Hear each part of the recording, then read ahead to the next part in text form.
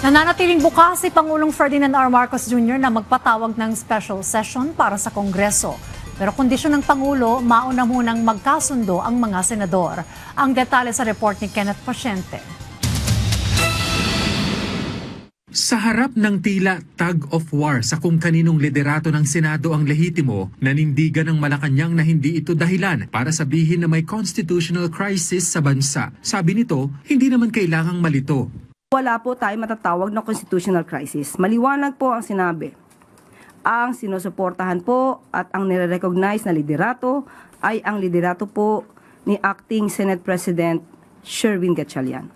Sabi pa ng palasyo, tanggapin na lang ng kampo ni Senator Alan Peter Cayetano na ang liderato ni Senator Gatchalian ang lehitimo at kinikilala. Sagot na umano ni Cayetano sa publiko ang epekto ng tila pagmamatigas nito sa Senate presidency.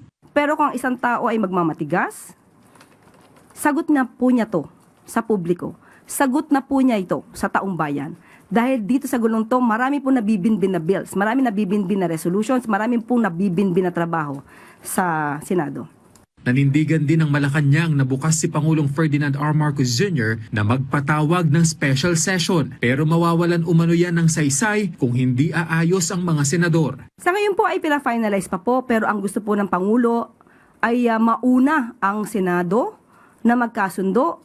Dahil kahit sabihin natin na mayroong hiling ang Pangulo para sa isang special session, kung sila mismo po ay hindi magkakasundo, mababaliwala po ang naisin ng Pangulo.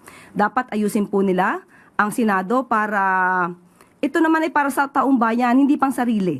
So unahin muna nilang maayos ang kanilang mga sigalot at ang kanilang mga issue sa Senado.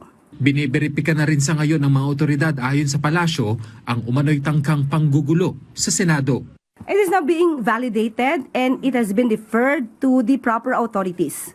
Sa mga nagtatangka, dahil nga may nauulinigan po na ganitong mga security threats, kayo man ay senador o ordinaryong tao na nagsasagawa nito, hindi po kayo makakaligtas sa kamay ng batas.